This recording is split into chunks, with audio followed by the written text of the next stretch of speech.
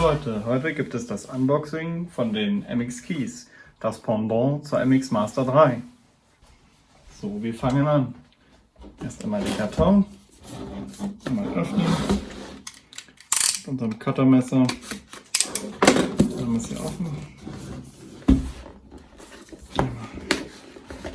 Den Karton öffnen, genau. Ziehen wir erstmal raus. Hier ist nichts mehr drin. So, mal weg. So, mal auf. So, Karton ist schon mal da. Hier ist ja noch eine Anleitung. Dann nehmen wir einmal die Tastatur erstmal raus. Packen sie erstmal weg. Recht schwer. So, gucken wir mal, was noch dabei ist. Hier haben wir einmal den USB-Dongle. Ihr könnt natürlich die Tastatur auch ganz normal mit Bluetooth verbinden, ähnlich wie die MX Master auch. Oder halt mit dem Dongle oder auch mit diesem Dongle von MX Master könnt ihr die auch koppeln. Das heißt, ihr müsst nicht beide Dongle im PC drin stecken haben. Dann schauen wir nochmal nach. Hier müsste dann noch das USB-Kabel dabei sein. Genau. Einmal kurz auspacken. Einmal USB-C auf USB-A. Genau. Und noch ein paar Beipackzettel. Einmal noch Werbung zur MX Master 3 und noch ein paar Beipackzettel.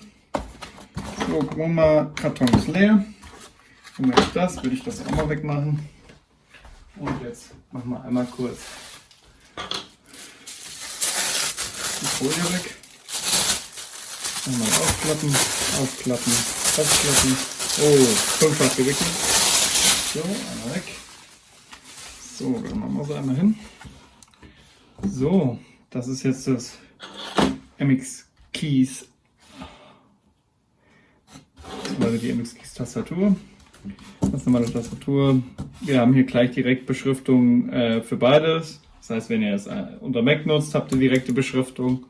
Genauso wie unter Windows. Sieht man auch hier Q das Ad-Zeichen und L das Ad-Zeichen. Und sonst halt die ganz normalen Funktionstasten, wie man das unter macOS auch kennt.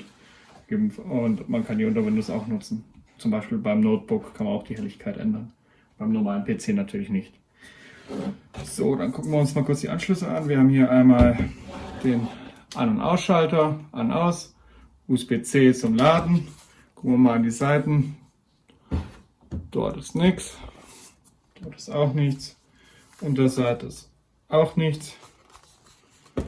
Und beim Anschalten kann man auch noch einstellen, dass die Hintergrundbeleuchtung an ist. Das sieht man jetzt aktuell nicht so gut, weil es recht hell ist. Aber in dem Fall hat die Tastatur Hintergrundbeleuchtung. Wichtig ist zu beachten, wenn natürlich die Hintergrundbeleuchtung an ist, ist die Laufzeit, glaube ich, ca. 10 Stunden. Und wenn die Hintergrundbeleuchtung aus ist, bis zu 3-4 Monate. Aber die ganzen Infos packe ich euch nochmal unten in die Beschreibung rein. Zu zum Beispiel der Logitech-Webseite, wo man das Gerät kaufen kann.